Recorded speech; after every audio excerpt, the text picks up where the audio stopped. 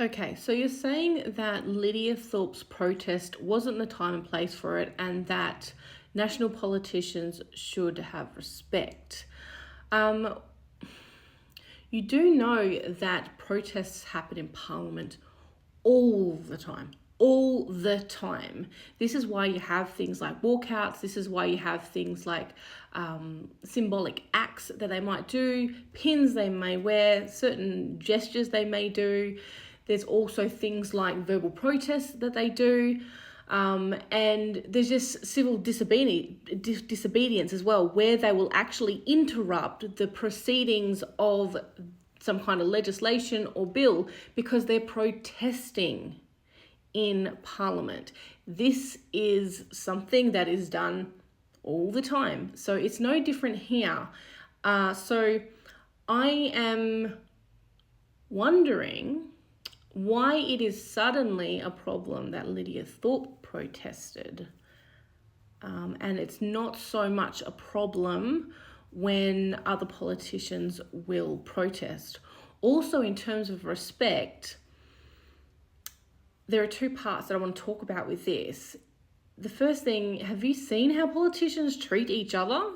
There is very little respect between parties, between politicians. So I'm not sure where that respect part comes into it. But also you are having an expectation that an Aboriginal person whose family has been directly impacted for many generations by this particular family, and you're asking that person to respect that other person.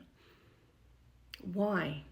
If that is the oppressor of their whole family, their whole community of people, why is there such a demand for respect in that?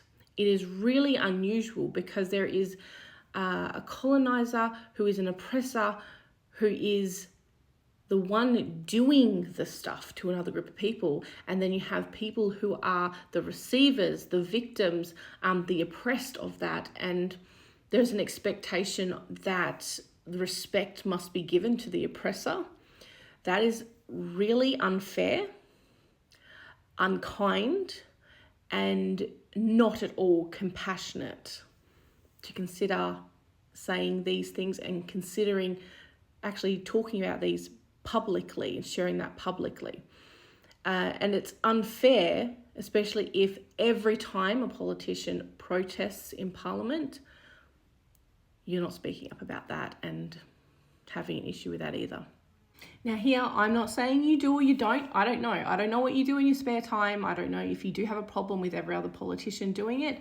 But this is something that I've seen. This kind of rhetoric is something I've seen pop up time and time again. And so I wanted to talk about it. I'm in no way here trying to change your mind about whatever you think, but other people are going to see what I've said and they'll probably take something from it.